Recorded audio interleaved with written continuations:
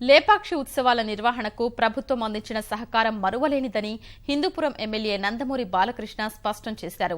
చివరి రోజు వేడుకలకు అధ్యక్షత వహించిన ఆయన అనంతపురాన్ని పర్యాటక కేంద్రంగా తీర్చిదిద్దుతామన్నారు. తండ్రి ఎన్టీఆర్ బాటలోనే పయనిస్తూ బడుగు బలహీన వర్గాల ప్రజలకు అందుబాటులో ఉంటారన్నారు. చివరి రోజు వేడుకల్లో సాంస్కృతిక కార్యక్రమాలు ప్రత్యేక ఆకర్షణగా నిలిచాయి. వేడుకల్ని తిలకించేందుకు పెద్ద ఎత్తున ప్రజలు తరలివచ్చారు. విద్యార్థులు చేసిన నృత్యాలు ఆహూతుల్ని చూపు తిప్పుకోకుండా చేశాయి.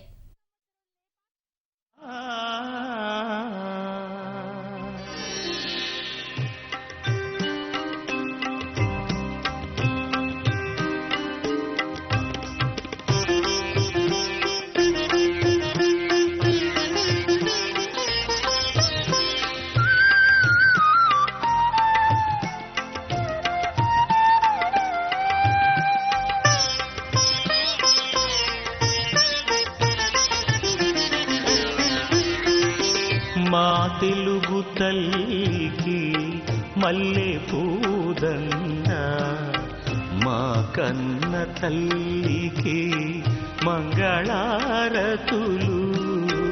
మా తెలుగు తల్లికి మల్లె పూదండ, మా కన్న తల్లికి మంగళారతులు.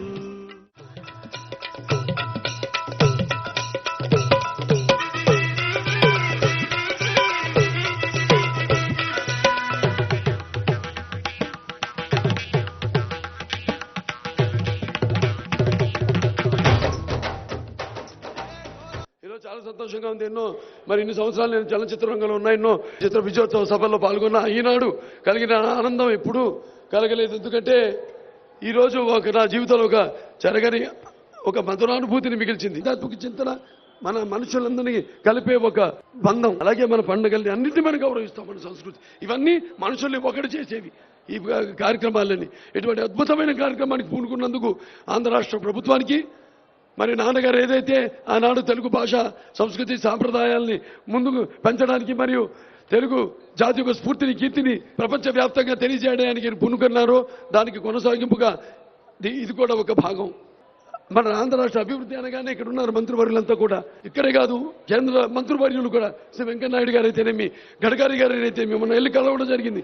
వాళ్ళందరూ ఏదైనా సరే మేము చేస్తాం, మీకు ఆ సహాయ సహకారాలు అందిస్తామని. అలాగే మా రాష్ట్ర మంత్రివర్యులంతా కూడా నేను ఎప్పుడు ఏదేళ్ళు అడిగినా కూడా వెంటనే తూచా తప్పకుండా వెంటనే నన్ను అమలు చేస్తున్నందుకు వాళ్ళందరికీ నా కృతజ్ఞతలు తెలియజేసుకుంటున్నాను.